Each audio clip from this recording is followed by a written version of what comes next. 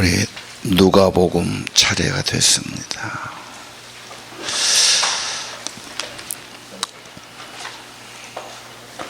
누가복음에서 줄 쳐놓은 것은 아이들이 좀 외우기 쉽도록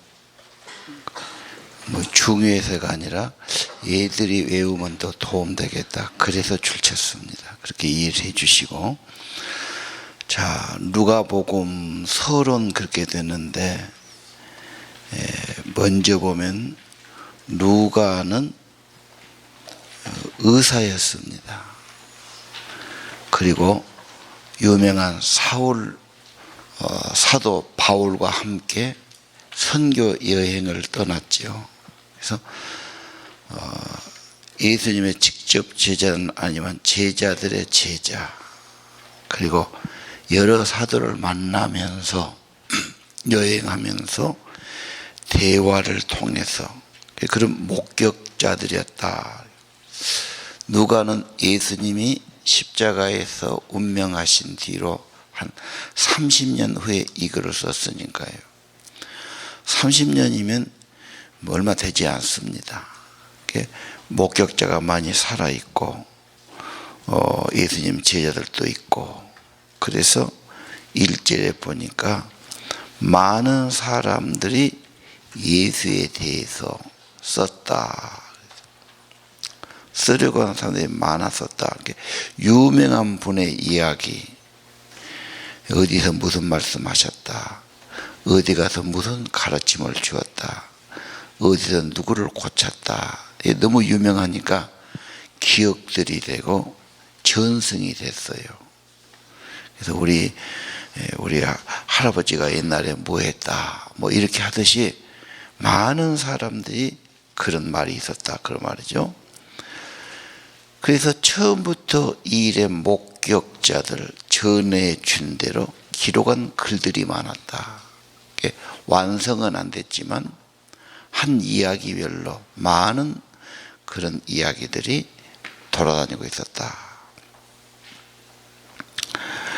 자, 특별히 오늘 2절에 보니까 전하여 준 대로 그랬죠. 그 전승이 됐어요. 사람이란 것이 좋은 말은 이야기가 통하고 전해져 내려오고 또 전달하고 그렇게 하는 거죠. 근데 누가는 의사이기 때문에 관찰력이 더 있어요.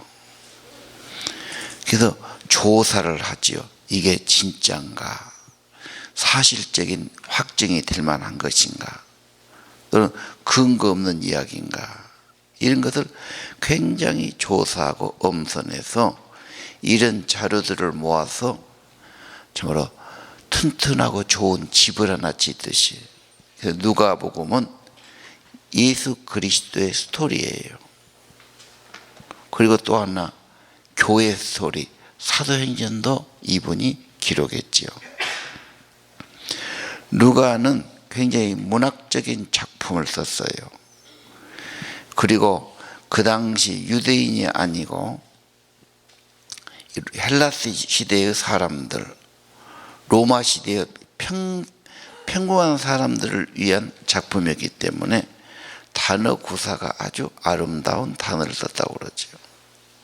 탁월한 작품, 수천 년이 가도 변함이 없는 그리스도의 이야기들을 쓴 겁니다. 그래서 이 데오빌라는 유명한 분에게 헌정을 하면서 3절에 그랬죠. 나도 처음부터 자세히 조사했습니다. 그냥 누가 하라 해서 한 것이 아닙니다. 여러모로 연구하고 검토하고 조사하고, 그래가지고 차례차례, 이 차례라고 하는 것은 시간적인 차례가 아니죠. 그러나 필요에 따라서 순서대로 차례대로 기록하는 했다.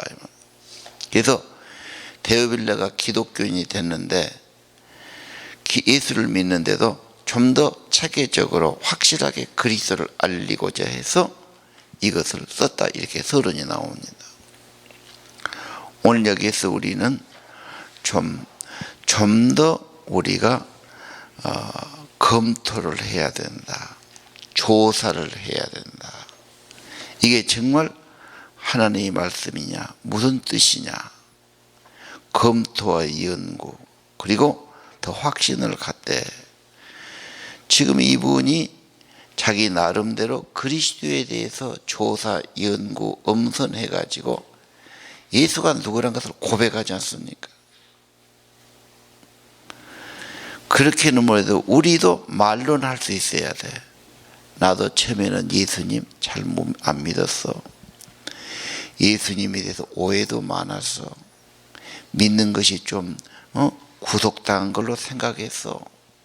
나도 그것은 필요 없다고 생각했어. 그러다 어떻게 해서 예수님을 알아보고 싶은 마음이 생겼어. 나는 어떻게 해서 예수님을 알게 됐고, 지금 내 입으로 고백한 예수는 누구사고? 병을 고치신 분인가? 약속을 주신 분인가? 교훈을 주신 분인가? 그분이 정말 하나님의 진리가 된 분인가? 자기 나름대로의 복음이 있어야 된단 말이에요. 나도 전해줄 수 있어야 되니까요. 그래서 이 누가복음이 결국은 나의 복음이 하나 있어야 된다. 그래서 누가복음을 통해서 적으면 적은 대로 예수에 대해서 내가 발견했고, 내가 확신하고, 내가 어떻게 은혜 받았고, 그분이 내 삶을 어떻게 마음을 새롭게 했고, 그건 거의 회개의 역사가 있었을 겁니다. 그런 이야기가 있기를 바랍니다. 네, 중요합니다. 그 다음 5절 이하는 어디서부터 시작하지요? 한 사람, 요한에 대해서 증거하려고 그래요. 요한은 선구자지요. 먼저 오신 분이에요. 특별히 요한은 예수님을 알리는 사람이에요. 예수님께로 가는 길을 닦아놓은 사람이죠. 그 길이 회개입니다. 그래서 세례 요한이라고 불렀죠. 그의 메시지는 주로 회개의 메시지였습니다. 자, 시작이 사람부터 시작되지요. 새로운 시대에는 새로운 인물이 나오는 거다. 새로운 인물이 나오는데 준비하고 알리는 분, 털을 닦는 분이 있어요. 요한. 그럼 요한을 바로 소개하려면 어떻게 해야 돼요? 탄생부터 이야기해야 돼요. 탄생하려면 뭔 말 나와요? 부모가 어떤 사람이냐? 사람은 부모 없이 태어나고 자란 사람 없지요. 그래서 부모부터 소개가 된 겁니다. 샤가랴 제사장이었다. 아내는 아론의 가문의 딸로 엘리사벳이었다. 두 분 다 믿음의 혈통이었지요. 예. 자, 이들을 소개합니다. 하나님 앞에서 의로운 사람이었다. 흠이 없는 사람이었다. 부부가 그랬단 말이에요. 비교해 볼 수 있지요. 자, 누구 아버지, 누구 어머니. 그들은 하나님 앞에서 의로운 사람인가? 흠이 없는 사람인가? 부부가 하나님을 진짜 잘 섬기는 사람인가? 요한이 태어난 것은 그냥 된 일이 아니지 않습니까? 배경이 그렇게 됩니다. 경건한 가정과 경건한 부부가 있었다. 수많은 사람이 살고 있는데, 그리고 400년간 끊겨져 있지 않습니까? 구약 다음에요. 그때 하나의 횃불을 들고 나타날 사람 요한. 요한을 탄생시킨 가정과 부모들, 여러분의 믿음, 여러분의 경건, 하나님 앞에서 섬기는 삶 결코 헛되지 않습니다. 가치 있는 거지요. 우리 생각할 때는 돈 버는 것만 가치 있지만 아닙니다. 더 근본적인 가치가 여기에 있습니다. 근데 그 가정을 소개하면서 아이가 없었다. 임신을 못했고 나이가 많았는데 아기가 없었어요. 당시에 아이 없는 것은 대가 끊어진다고 생각했고, 여자로서는 굉장히 수치라고 생각했어요. 얼굴을 들고 다닐 수 없을 정도였습니다. 그러니까 그것이 믿음의 가정에 얼마나 아픔이 되고 한이 되고 기도가 되겠습니까? 그런 소리는 없었지만 하나님 앞에 엄청난 눈물의 기도, 하소연의 기도, 수치스러운 그런 기도, 내 기도를 들다는 그런 기도가 있었을 것으로 볼 수 있습니다. 그 기도가 응답을 받지요. 8절 이하 제사장이 제비 뽑아서 자기 차례가 돼서 분향했다. 이건 제사장도 많지 않은 기회입니다. 성전에 들어가서 향을 피우고 밖에서 사람들은 기도하고 있고, 자, 11절에 놀라운 일이 벌어요. 천사가 나타난 겁니다. 천사는 하나님의 심부름꾼이죠. 매우 당황하고 놀랐습니다. 천사가 말하지요. 13절.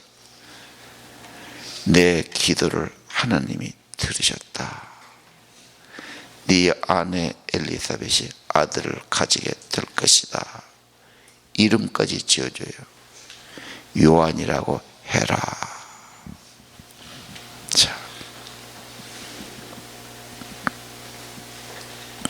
주님의 은혜란 뜻입니다. 요한은요.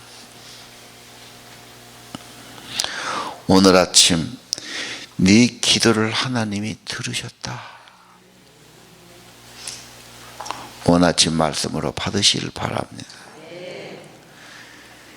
사람은 게을러서 기도 안 하니까 그렇게 기도할 아픔을 주시고 자나깨나 소원이고 기도고 간구고 눈물이었을 겁니다. 그렇게 기도하게 하시고 하나님은 그 기도를 듣고 계셨죠. 그리고 하나님이 때가 되면 아들을 주셨단 말이에요.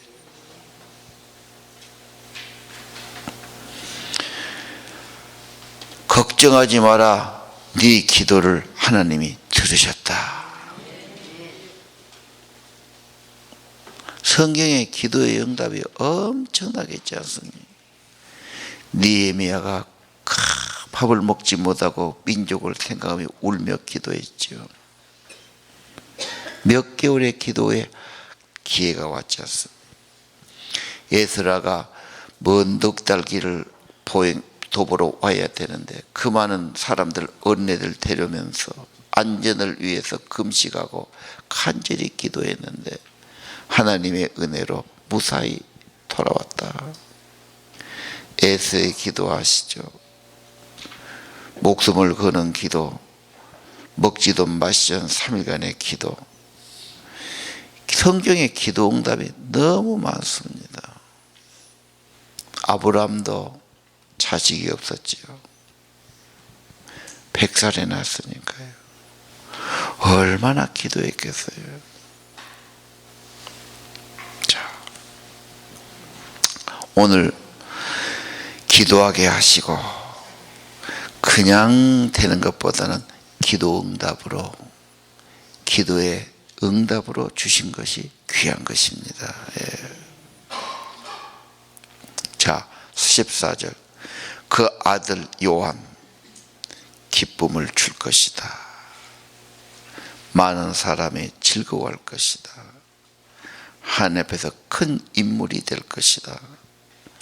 그는 엄마 뱃속에서 성령으로 충만해질 것이다. 그래서 아이를 임신할 때부터 성령 충만이 중요합니다. 밖에 내놓으면 내 뜻대로 잘 안 되죠. 내 배에 있을 때 엄마가 성령 충만하고 아이도 성령 충만이 매우 중요한 요소입니다.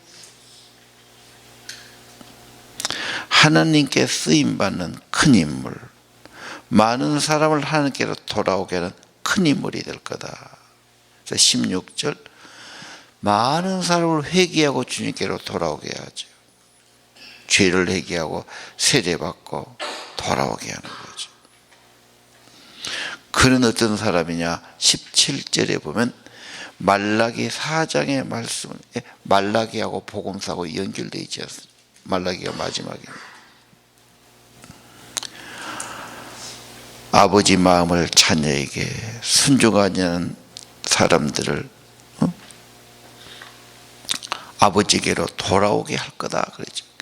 회개시키고 가정에서 회복시키고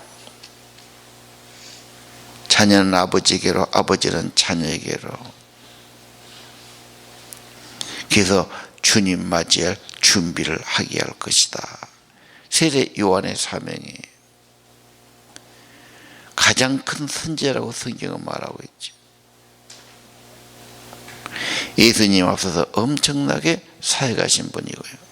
자, 하나님께 돌아오게 하는 사역, 마음까지 돌아오게 하는 사역, 회개하고 돌아오게 하는 거, 이거 진짜 귀한 거지요. 우리는 이것을 위해서 애태워서 기도하는 것입니다.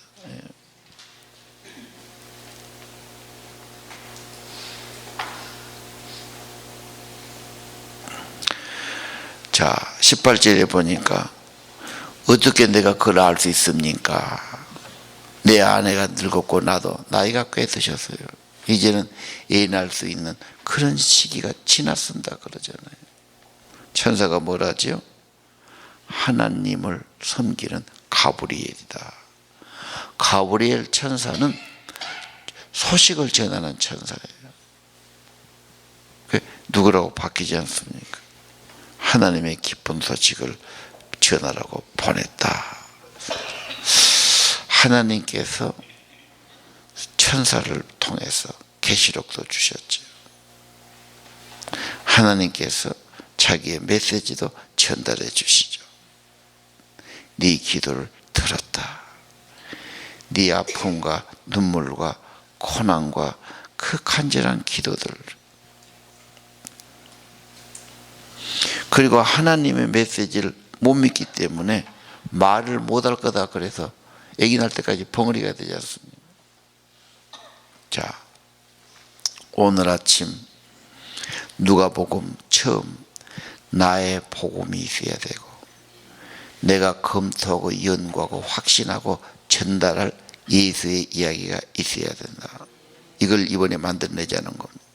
그리고 하나님이 내 기도를 들어주셨다. 내 기도를 듣고 계셨다. 그래서 응답으로 아들을 낳을 것이다.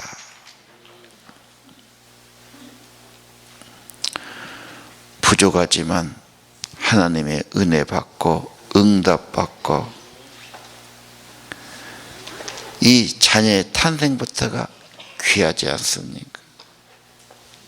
뭔가 새로운 시대를 만들어낼 인물이 아닙니까? 하나님이 보내주신 거죠. 그 다음에 31절에 보면요, 6살 차이로 천사가 또 나사렛 갈릴리, 그렇죠? 마리아에게 찾아갔죠. 마리아에게 다시 고지를 합니다. 수태고지를 하지요. 하나님의 은혜를 베풀었고 주님이 함께 하시고 네가 임신해서 아이를 낳을 것이다. 그 아이가 어떻게 될 거냐? 이름을 지어줍니다. 예수. 죄에서 구원한다는 뜻이죠. 그 이름이 참 중요한 것 같습니다.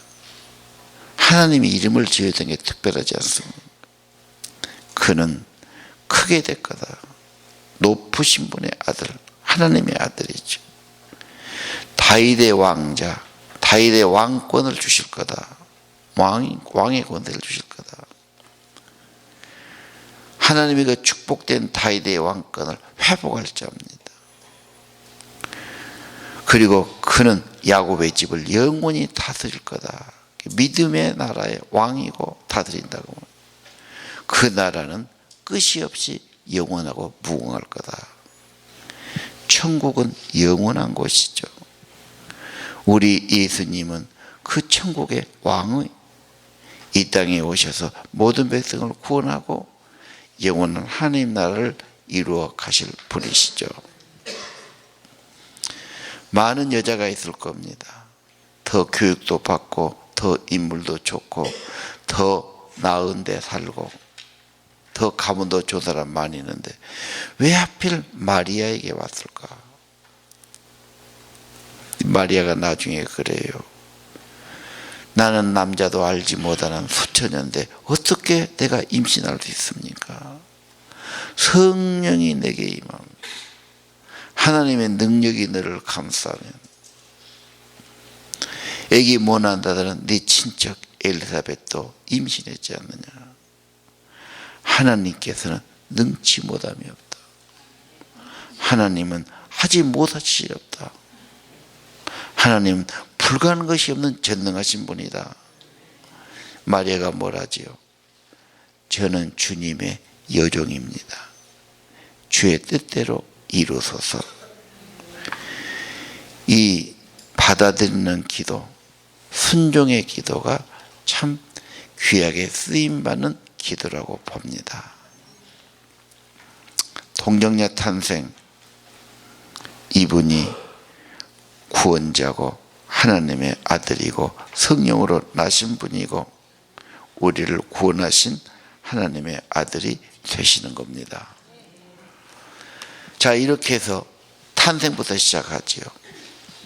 인물을 소개합니다. 세례 요한과 예수 그리스도.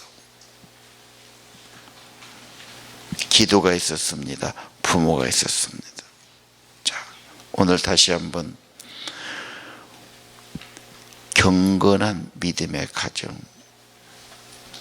경건한 믿음의 부부, 그리고 그들의 끊임없는 기도들 아침에 기억하시고 누가복음을 통해서 정말 내가 예수님을 경험했고 확신하고 나도 분명 전해야 되겠고 나도 예수님에 대해서는 이런 분이라고 내가 확실하게 여러분의 복음을 말할 수 있기를 바랍니다. 기도하겠습니다.